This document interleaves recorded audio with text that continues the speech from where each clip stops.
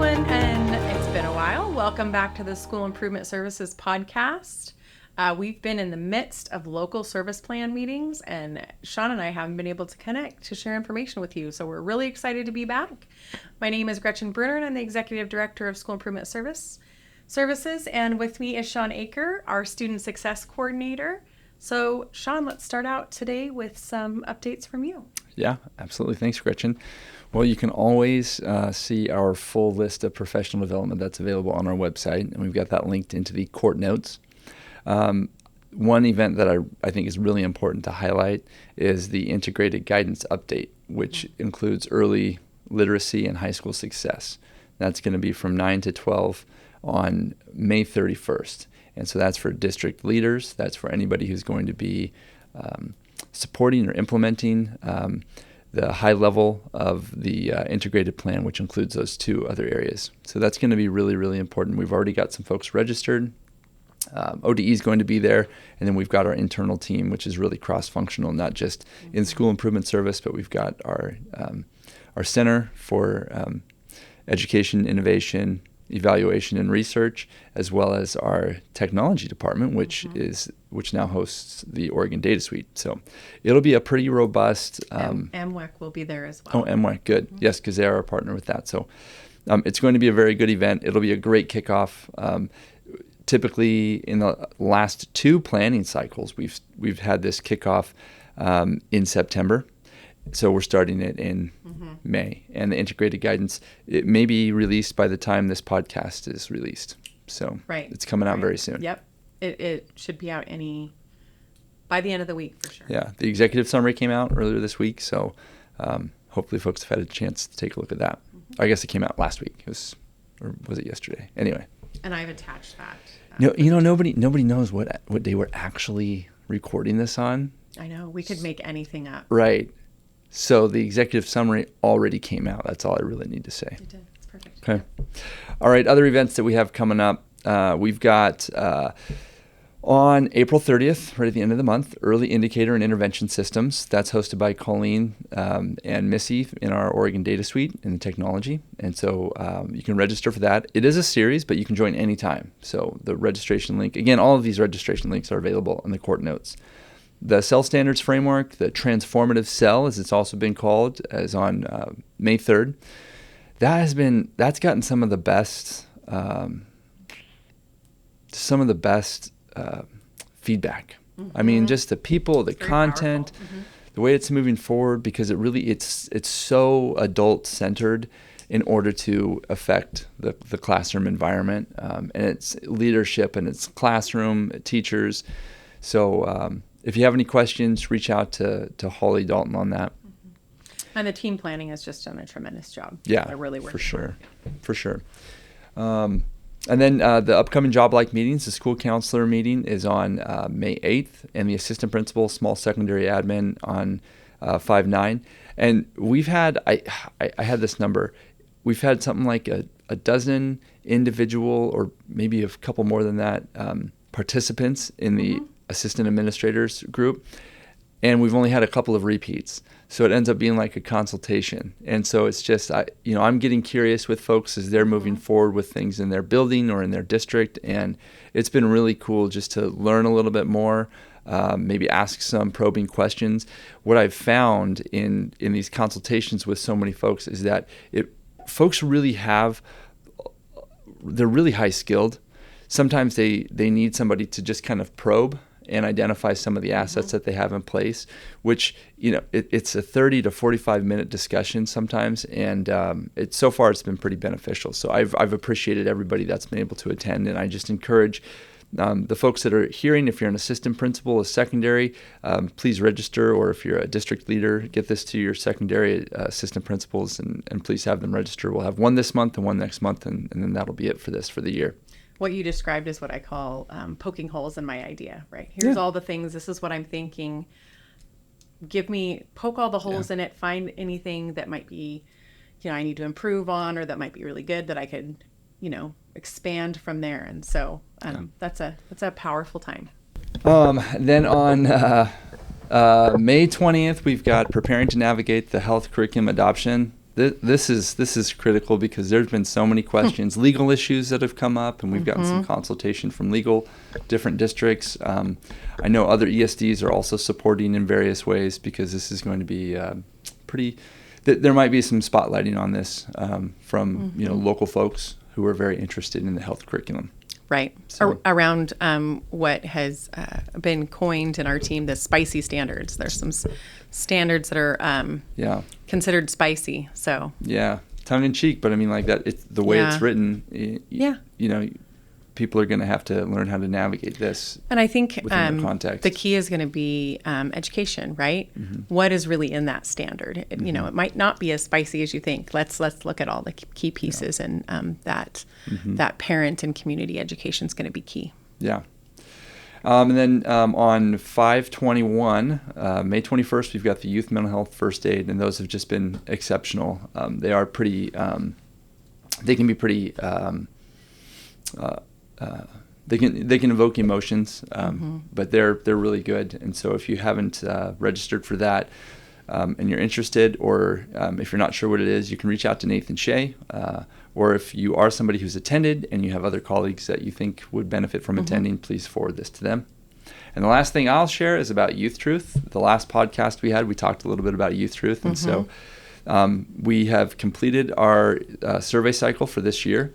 And I'm happy to report we had 19,242 respondents, which I believe is up by a couple thousand from last year. I'd have to verify that, though, to be for sure. We had the same percent of students participate this year as we did last year, 78%. So of the districts that participated, 78% of their students, grades 5 through 12, participated. And 82% of staff participated, which is up 5% from last year. That's great. And parents are still 18%. So next year we'll address that. And if you did participate this year, we're intending, we'll reach out to you and make sure we confirm so that we can get this going right away. We are looking at changing the survey window. I can't remember. We'll have specific communication on that, but there's a very specific reason, and I think it has to do with state testing, both state testing and the SEED survey. We want to try to avoid the duplication, what feels like duplication. The SEED survey is slightly different, and that information with the SEED survey isn't actually available until the fall. And with the YouthTruth survey, there is no statistical difference between a survey in the fall or a survey in the spring. So even if folks surveyed just in the last couple of months, if they surveyed again in the fall, then we're looking, I think, like a November or early December window, there wouldn't be a statistical difference if we waited until next February. I know there's been some questions around and some mutterings around a shorter survey. Do they offer a shorter survey? They don't exactly. Essentially, because of the consortium and the way that the reports are all rolling together, there needs to be consistency across all of the surveys. So if they do, we haven't talked specifically about it yet. Okay. Maybe you've heard something that I haven't. I just heard that they might be coming out with one. That's all I heard. If they do, we'll know about it. We'll let folks know. Perfect. Awesome. Either way, even if it's shorter, I believe in order for all that data to come together, there has to be some commonalities. Right. Right. Some key points. So that's what I have, Gretchen. How about you? State updates. Oh, so many. I've attached a few things in the notes. The ODE Sexuality Education Newsletter, math updates, and language arts updates are all there for you. Excuse me. You can apply right now, or some of your educators can apply to be a member of the 2024 Health Education Instructional Materials Evaluation Committee. Looking at those contents, making sure that all of the curriculum matches the standards, is the right thing for our districts. So there's that opportunity. Social Sciences is looking for feedback around the new standards, the 2024 Social Science Standards. That's in there as well. There's a link to a survey. Please take some time to take a look at that. If you have any questions, I've included all of the ODE emails for questions on those surveys. I put a little blurb and the link to that executive summary of the integrated planning and guidance documents. So Just a couple key things. The application window has been extended from 30 to 60 days, March 1st to April 30th. Early literacy is embedded and career-connected learning, so putting everything together. The most exciting parts, I think, that I've heard from people, pre-populated answers. So your answers come back in, right? You don't have to redo everything. And that's a direct response from you, the districts, especially many folks on this call I know are some of the people who are filling out those the smart sheets. Right. So that the state is responding to that call. And there is also the adjusted application templates and questions, and so they're specific to the size of your district and to the needs of your district, which I think will be very helpful as well. It's kind of a choose your own adventure piece, but will be alongside you to help you through all of those pieces. And so a lot of other things that are some changes, but really good positive changes over time.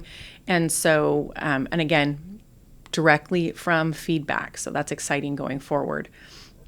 Computer science, there is some training coming up and some space for a competitive grant for expanding access to well-rounded courses. There's some information shared in here. And one word on the computer science. I can't remember. It's been said so many times now. I hate to misidentify who I'm quoting here. But with AI, it's not about at this point. It's not about AI taking over. It's about who can really run AI well. And those are the folks that are going to take over. And when we think about some of our students and their jobs that have, the job market that is essentially not even developed yet, some of those positions, we know that AI is going to be an integral part, and computer science and programming and all of those things that are in there.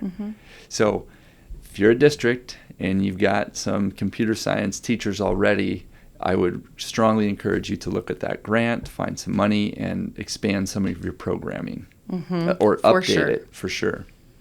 And that's interesting. We've had that conversation over time for 30 years, right? This is going to be the next thing, and people who can do this are going to be ready. And so it's the continuous challenge in education is to figure out, how do we train the kids for what's next? So this is a good opportunity to be able to do some of that. There's a summer equity symposium at Oregon State University Cascades, and so that'll be over in Bend. There's a number of things happening. I will not do it justice, but there's Exploring Computer Science, Ease Textiles, Computer Science Equity Workshop, computational thinking. There's quite a few things going on. And there's registration information for that. And that one's through ODE.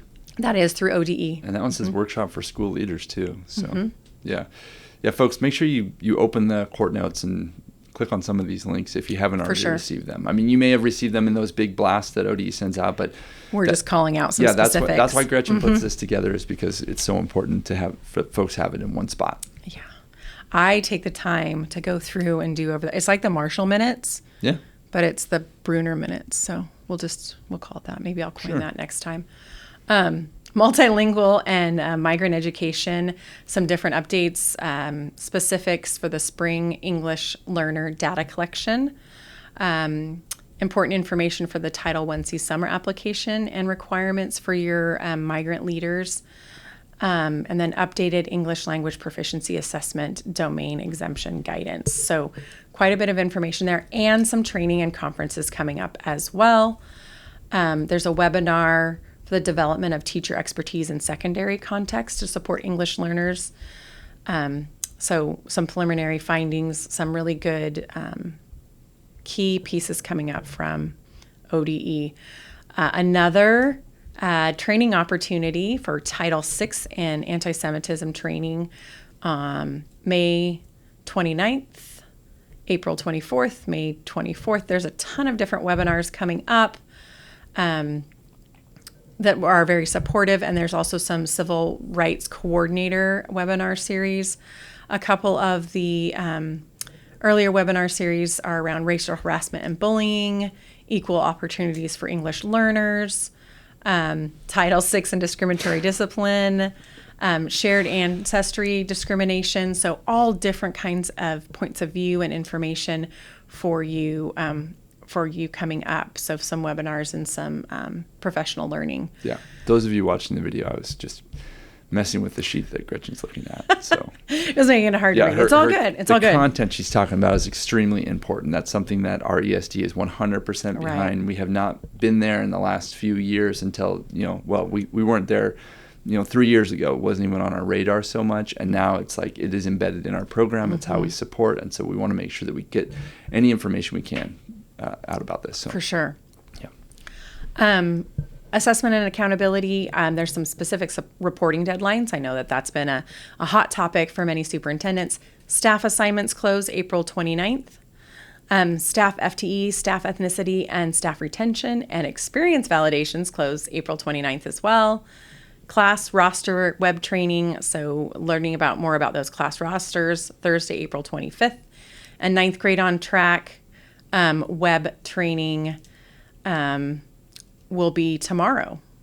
If somebody had a question on any of those reporting deadlines, besides assuming that they know who to contact, who might they contact? There's a number of people at ODE. We also have some internal folks. Our tech department has some support in that area as well around reporting. Yeah. That's kind of what I was getting at, I guess. Mm-hmm. If you're not sure, reach out. We can connect you at least with somebody internally, mm-hmm. especially if you're a district that's got a student information system that is you get the technical assistance mm-hmm. through our technology department. Right. Because our folks, they know that stuff so well. Right. And they are setting up reports and doing all of those pieces, so it's easier for you to pull. So. And if they can't answer, they know exactly who at ODE. Right. So. Can help.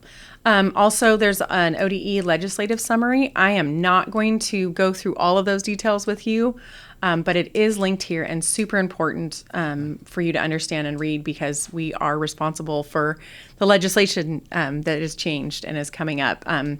Also, for those of you who are district leaders, think about the updates in your board policies as well. I know policy updates are coming as well based on legislative summaries and all of the other pieces. And so just so you're aware and keeping up on all those technical pieces that are really important for districts. Yeah. And that link to the legislative summary is a document, I believe. It is. So it'll have you download. It is safe.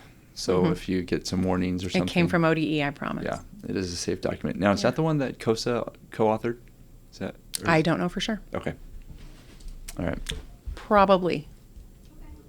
But I don't know that for sure. We can check that out too and maybe even get that answered. All right. Well, we've reached the end of our big long sheet of information to share with you today. We're really excited to be back and to be able to provide you with information that you need. And if there's other things that you're interested in, don't hesitate to reach out to us and we'll get that added in there. And it doesn't look like this is the co-authored. It is not the co-authored, just from ODE. Yeah. Thank you. I appreciate that. Yeah. The one that was from COSA, I can't even remember who they co-authored it with, but it was also really good summary. Okay. Yeah. Perfect. Well, maybe we can find that and we can add that in here as well. That'd be great. All right. Yeah, we can search that up. Well, thank you all. We appreciate you. Take care. We know the spring is difficult.